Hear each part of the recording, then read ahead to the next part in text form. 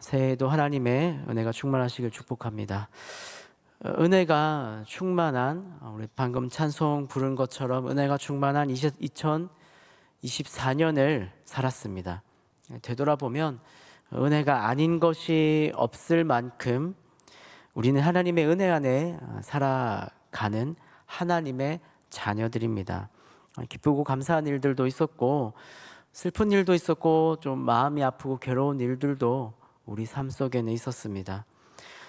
어쩌면 이러한 아픔들이 오늘날까지도 지금까지도 이어지고 있을지도 모르겠습니다. 그러나 이 모든 것에 은혜가 충만하였다고 하는 것은 우리가 눈으로 보고 삶으로 체득하고 체험한 것으로, 경험한 것으로 알 수 있습니다. 그래서 우리는 오늘 이 시간도 은혜가 충만하다, 충만할 것이다 라는 것을 고백합니다. 그리고 하나님의 은혜를 사모하는 그런 삶을 오늘도 우리는 살아갑니다. 자, 그런데 우리의 이러한 은혜를 경험하는 삶, 이러한 삶을 바라보고 또 살아가는데, 그러나 우리의 삶 속에 불편하고 찜찜하고 괴로운 죄들은 왜 자꾸 불쑥불쑥 드러나는 것일까요? 예수 그리스도의 믿음으로 의인으로 칭해졌습니다. 하나님께서 우리를 의인으로 부르십니다. 그러나 그 마음에 여전히 죄된 마음이 있어서 우리의 시선과 우리의 마음은 여전히 죄를 바라보고 살아가기 때문입니다. 죄를 바라보는 마음이 하나님을 믿지 않는 사람만큼이나 그것에 유혹될 때가 너무나 많기 때문입니다. 가끔은 오히려 힘을 다하여 죄를 지으려고 작정한 사람처럼 우리는 연약하게 죄에 대해서 달려갈 때도 있습니다. 우리의 삶을 되돌아보면은 은혜가 충만한 때도 있었지만 죄가 있어서 죄로 인하여 괴롭고 죄로 인하여서 우리가 죄된 모습이 있었던 때도 있습니다. 우리는 이러한 삶들, 죄된 모습의 삶들을 바꾸어 무너뜨리고 벗어버리고 없애버리고 은혜가 충만한 삶으로 나아가야 하는 것입니다. 성경 인물들 중에서도 죄 때문에 괴롭게 된 인물들이 너무나 많이 있습니다. 성경 인물들을 살펴보면 대부분 믿음의 선진들은 하나님께 대한 믿음을 쫓아서 멋지게 살아간 사람들이 있습니다. 그러나 그들 삶의 조그마한 부분 가운데 불쑥불쑥 등장하는 그 죄로 인하여서 그들의 삶이 조금씩 힘들어졌었다는 것을 우리는 알 수 있습니다. 오늘 이 시간 몇몇의 인물들과 그리고 하나님께서 칭찬한 그 요시야 왕의 삶을 살펴보면서 죄된 모습의 삶에서 은혜로운 삶으로 죄가 가득한 그 인생에서 은혜가 충만한 인생으로 어떻게 지낼 수 있는지 우리 한번 살펴보길 소망합니다. 삼손의 이야기를 잘 아실 것입니다. 삼손은 어떤 사람이었습니까? 사사였습니다. 굉장히 멋진 사람이고 하나님의 은혜가 충만한 사람이었죠. 그러나 이 들릴라에게 유혹을 당합니다. 들릴라에게 유혹을 당해서 결국에는 괴로움 중에 죽음을 맞이합니다. 들릴라가 얼마나 예뻤을까? 청소년의 시절에 한번 생각을 해봤는데 그때 잠깐의 꿈이 저는 이런 사람이었습니다. 믿음이 좋은 들릴라와 결혼하고 싶다라고 생각했습니다. 들릴라가 얼마나 이뻤으면 믿음이 좋은 이쁜 들릴라였으면 좋겠다라고 생각을 했는데 들릴라보다 더 이쁜 사람이랑 결혼했습니다. 이만큼 사람은 연약해서 사사임에도 불구하고 외모와 그런 이성의 유혹 때문에 사사인 삼손이 죄를 짓게 되고 괴롭게 되었습니다. 사사기 16장 17절에 삼손이 이렇게 행동합니다. 삼손이 진심을 드러내어 그에게 이르되 내 머리 위에는 삭도를 대지 아니하였더니 이는 내가 모태에서부터 하나님의 나시린이 되었음이라. 만일 내 머리가 밀리며 내 힘이 내게서 떠나고 나는 약해져서 다른 사람과 같으리라 하고 들릴라에게 전하고 이 들릴라가 이 이야기를 듣고 사람들에게 말합니다. 블레셋 사람들에게 말하죠. 삼손이 진심을 이야기했습니다. 죄로 인하여서 눈이 어두워진 것입니다. 이성에게 유혹되어 괴로움의 길로 빠져들게 되었습니다. 사사였지만 괴롭게 되고, 사사였지만 죄된 모습이 생겨버린 비참한 삶을 마지막에는 맞이했던 그런 삼손이 된 것입니다. 아나니아와 삽비라는 이성에 대해 아니고 재물에 대해서 연약한 모습이 등장합니다. 사도행전 5장 1절 2절에 아나니아라는 사람이 그의 아내 삽비라와 더불어 소유를 팔아 그 값에서 얼마를 감춤해 그의 아내도 알더라. 얼마만 가져다가 사도들의 발 앞에 두니. 아나니아 삽비라가 큰 결심을 합니다. 나도 멋진 집사님들과 사도들처럼 내가 내 재물을 팔아서 섬기겠습니다 하고 생각합니다. 그러나 이 마음의 시작은 하나님께 온전히 드려야 된다는 그 마음보다 사람들에게 칭송받고 싶어하는 마음이 우선이었고, 그리고 재물을 다 드리려고 하는데 재물을 바라보니 조금 아까웠습니다. 그러니까 재물을 떼어놓고 드리게 됩니다. 하나님께서는 이 모습을 보고 아나니아 삽비라를 죽음으로 몰고 가십니다. 이들의 죄악을 보고 우리가 비난할 수 있을까요? 한번 생각을 해보았습니다. 저는 얼마나 이들을 보고 이들과 난 다른 삶을 살 수 있는가, 다른 삶을 살고 있는가 한번 생각하면 나도 마찬가지의 삶을 살았다라고 생각이 되었습니다. 죄악을 보고 연약한 사람의 모습은 불쑥불쑥 등장합니다. 성경에 나타난 이러한 사람들도 등장하는데 우리와 같이 우리는 어떤 모습이겠습니까? 우리도 그들만큼 연약한 존재이기 때문에 우리도 불쑥불쑥 죄가 등장하는 것입니다. 그런데 이런 모든 죄들은 회개함으로 우리는 해결할 수 있습니다. 예수 그리스도의 보혈로 해결이 됩니다. 기도합니다. 회개했습니다. 회개하고 해결되었습니다.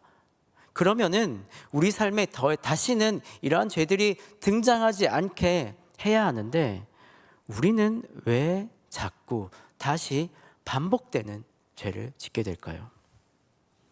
사사기에 우리의 본성을, 사람의 본성, 인간의 본성을 잘 설명하는 말씀이 있습니다. 우리가 잘 아는 말씀입니다. 사사기 21장 25절에 그때 이스라엘이 왕이 없으므로 사람이 각기 자기의 소견에 오른 대로 행하였더라라고 하나님께서 말씀하십니다. 사람은 하나님의 말씀에 순종하여 하나님께서 옳은 대로 행해야 되는데, 사람의 연약함, 사람의 본성은 각기 자기의 옳은 대로 행하길 원했다는 것입니다. 이스라엘 백성들도 연약한 백성이고 우리도 연약합니다. 죄를 반복해서 짓고 또 죄악으로 인하여서 벌을 받고 그리고 회개하고 용서받는 시간을 사사기 내내 그들은 겪었습니다. 그럼에도 불구하고 그들은 학습 능력이 없는 것도 아니었지만 그들은 여전히 반복되는 죄를 지었습니다. 그런데 우리도 이와 마찬가지로 반복되는 죄를 짓고 있는 것입니다. 우리는 왜 이렇게 살아갈까요? 우리는 은혜 가운데 충만하게 살아간다고 생각하고 하나님께서 은혜를 주셨다라고 생각하는데, 왜 굳이 우리는 은혜를 벗어나서 죄를 쫓아서 살아가는 것일까요? 그 이유는 바로 결단하지 못하였기 때문입니다. 정말 진심으로 결단해서 내 삶을 통째로 바꿔야 되는데 그 통째로 바꾸지 못했기 때문입니다. 환경도 바꿔야 됩니다. 주변에 죄된 사람이 있다면 그 사람도 바뀌어야 됩니다. 내 삶 속에 계속해서 죄를 드러내는 무언가가 있다면 그것을 드러내어 없애야 하는 것입니다. 다시 돌아가서 이 삶을 살지 않아야 됐다라고 굳은 결심을 해야 됩니다. 그런데 우리는 이런 마음들이 있습니다. 회개하였습니다. 이제 다시 내 마음대로 살아도 하나님께서 나를 다시 온전한 길로 인도해 주시겠지라고, 내가 그냥 죄를 짓고 살아도 하나님께서 그냥 길을 다시 인도해 주시겠지라고 생각하는 것은 죄에 대해서 무지한 것이고 또 무책임한 것입니다. 우리는 죄를 멀리해야 하는 그런 책임이 있습니다. 죄를 싫어야 되는 책임도 있고 죄를 드러내어 하나님께 나아가야 할 책임이 있는데, 죄를 내 가운데 내 가까이 가만히 둔다는 것은 우리의 무책임입니다. 죄에 대해서 단호히 대처해야 됩니다. 오늘 1월 1일입니다. 1월 1일인데 헬스장에 사람들이 제일 많다라고 합니다. 등록하는 사람도 많고 사람이 제일 많고, 그리고 다이어트 제품도 가장 많이 팔리는 그런 주간이라고 합니다. 자신의 육신, 자신의 몸을 위해서도 이렇게 새롭게 마음을 정하고 갱신하려고 하는 사람들이 있는데, 우리는 우리의 육신뿐만 아니라 우리의 영혼과 우리의 삶과 하나님과의 우리의 관계를 깨끗하게 하고 갱신하고 올바르게 만드는데 힘을 쏟아야 되지 않을까요? 1월 1일이라서 그런 건 아니지만 1월 1일이기 때문에 더 한번 생각해 보는 것입니다. 앞에 등장한 인물들과 반대의 모습인 한 사람이 등장합니다. 요시야 왕이 등장합니다. 요시야 왕은 어떤 모습으로 살았을까요? 오늘 본문 말씀입니다. 우리 열왕기하 23장 25절 말씀 한 번 더 함께 읽도록 하겠습니다. 요시야와 같이 마음을 다하여 뜻을 다하여 힘을 다하여 모세의 모든 율법을 따라 여호와께로 돌이킨 왕은 요시야 전에도 없었고 후에도 그와 같은 자가 없었더라. 아멘. 요시야는 하나님께 돌아갔습니다. 그리고 전에도 후에도 이런 사람이, 이런 왕이 없을 만큼 하나님 마음에 만족된 사람이었습니다. 요시야는 죄를 바라보며 어떻게 행동하였을까요? 요시야도 죄인이었고 요시야도 죄가 있었겠죠. 그 요시야 왕은 어떤 모습으로 이 죄를 해결하고 반복되게 죄가 드러나지 않게 하였을까요? 그 전에 왕들도 나름의 개혁은 하였습니다. 그렇지만 완전한 개혁이 되지 않아 여전히 생성되고 새롭게 되는 죄들이 있었습니다. 그러나 요시야는 그가 가지고 있는 최선을 다하여서 이 죄를 멀리 떨쳐버리고 끊어버리려 노력하였습니다.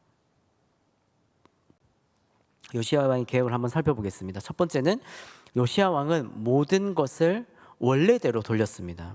열왕기하 22장 5절에 여호와의 성전을 맡은 감독자의 손에 넘겨 그들이 여호와의 성전에 있는 작업자에게 주어 성전에 부서진 것을 수리하였다라고 되어 있습니다.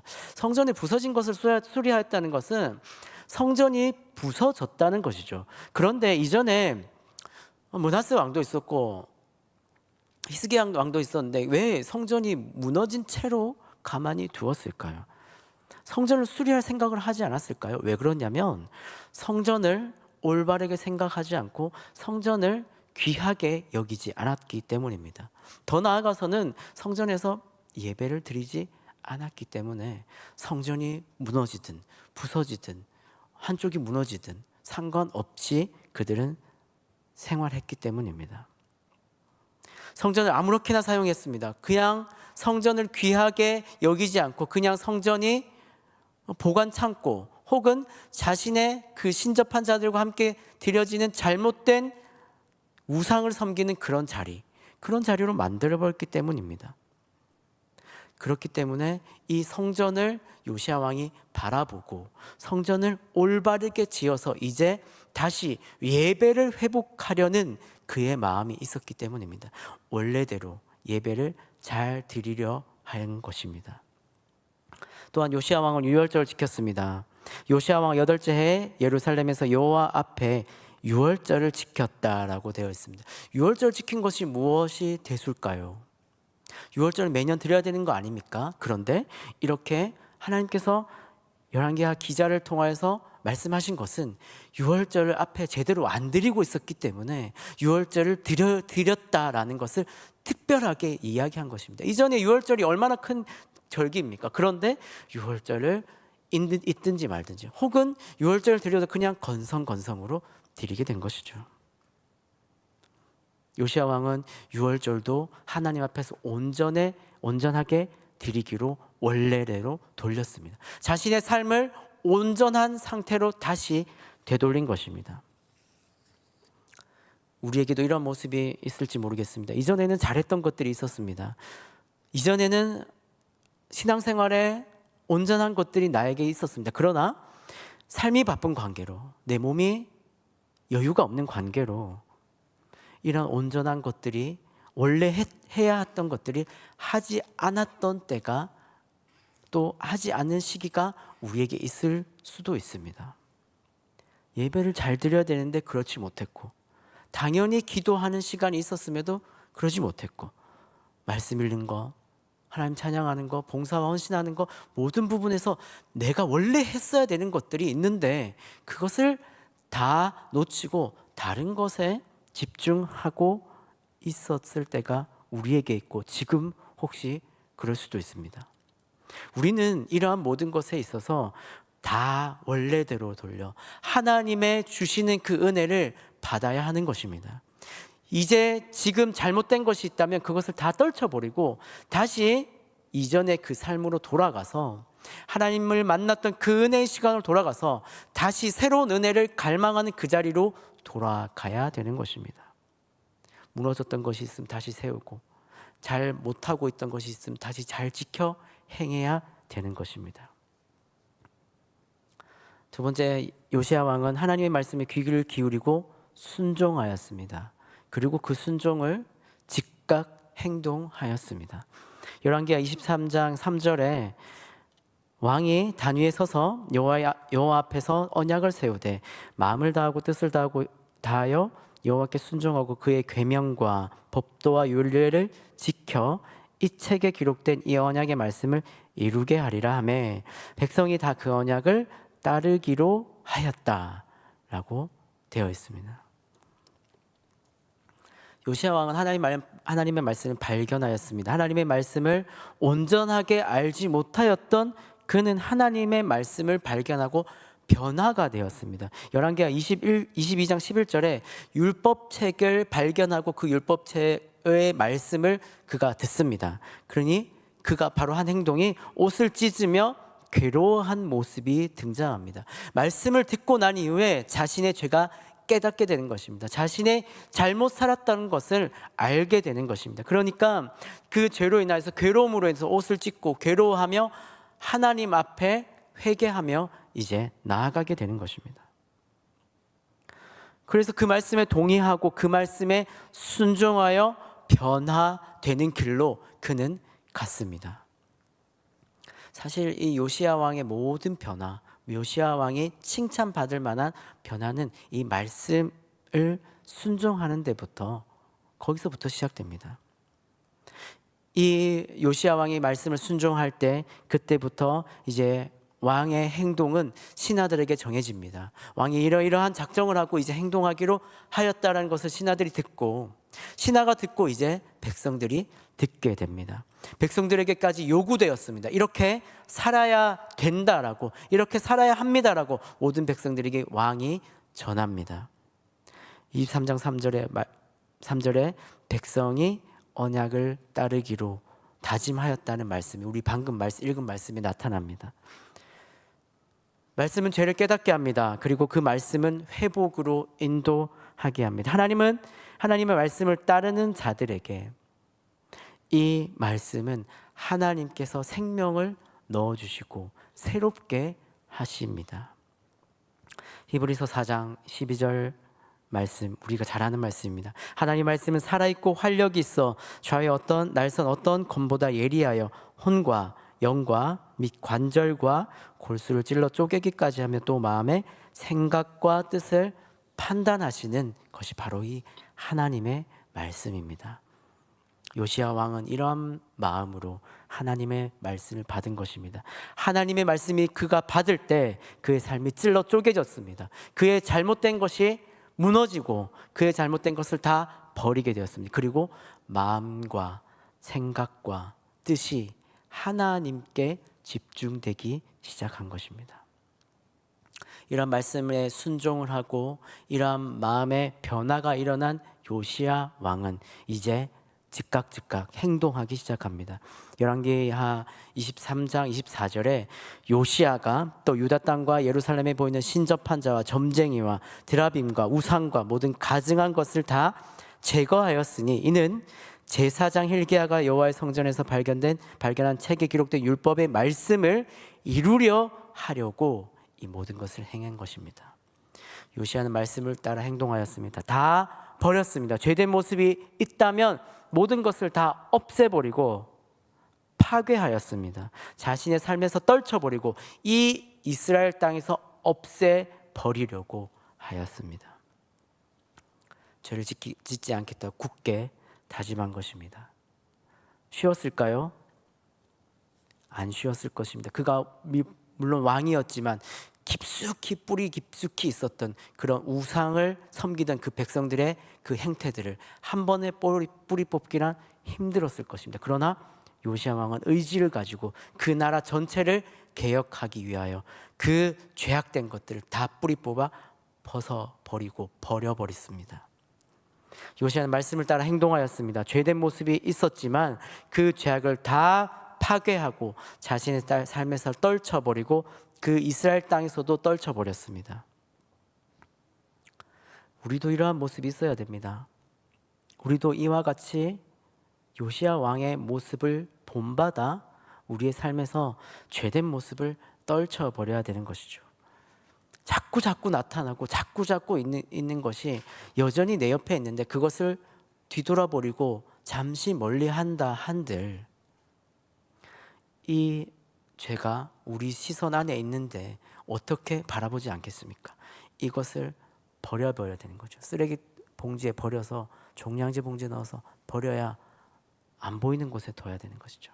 그런데 자꾸 이것을 볼 때마다 아깝게 생각하고 이것을 볼 때마다 유혹이 되고 이것을 볼 때마다 쉽게 생각하니까 저 정도는 이겨낼 수 있어 라고 생각하니까 교만한 마음에서 이 죄악을 계속 우리 삶에 두는 것입니다. 이것을 우리는 요시야 왕이 하듯이 의지를 가지고 강한 마음으로 떨쳐버려야 되는 것입니다. 그것이 무엇이 됐든 하나님의 영광을 가리고 하나님과의 우리 관계를 끊어버리고 우리 관계를 방해하는 것이 있다면 그것은 다 내려놓고 버려야 되는 것입니다. 이제는 회복의 길로 가야 되는 것입니다. 은혜의 길로 가야 되는 것입니다. 2024년 우리 삶에 하나님께서 은혜를 주셨습니다. 이런 삶을 우리는 2025년에도 살아야 되는데 그 가운데 혹시 2024년에 계속 죄된 모습이 있다면 이것까지 가져가는 것이 아니라 은혜의 자리, 은혜의 모습을 가져가되 이것은 이제 멈추고 벗어버리고 새로운 한 해는 은혜의 한 해로 나아가야 되는 것입니다. 사랑하는 성도 여러분, 말씀을 맺도록 하겠습니다. 새해에 우리가 할 일은 다짐할 것은 다른 것이 아닙니다. 하나님께서 주시는 은혜를 가지고 새해를 시작하는 것입니다. 그런데 이 은혜를 받기에 자꾸 방해되는 죄악들이 있다면 벗어버리고 떨쳐버리고 반복되는 것이 있다면 멈추고 이제 은혜만 바라보고 살아야 되는 것입니다. 그러기 위해서는 우리 삶을 정결하게 나아가야 됩니다. 회개하는 시간이 당연히 있어야 되고 회개한 이후에 즉각적으로 행동하여 내 삶에 더러운 것들, 안 돼야 하는 것들, 하지 말아야 하는 것들 다 땅속에 묻어 없애버려야 됩니다.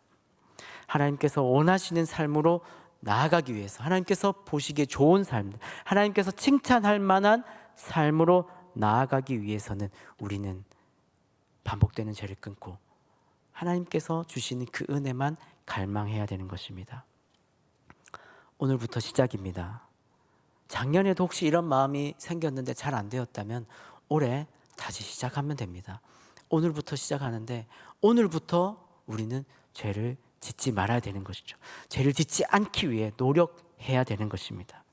오늘부터 다시 또 하며 2025년 또 마지막까지 가며 하나님의 은혜를 갈망하여 작년에 주신 그 은혜보다 더 큰 은혜, 더 새로운 은혜로 한 해를 하나님과 동행하는 그런 복된 한 해를 보내시길 축복합니다.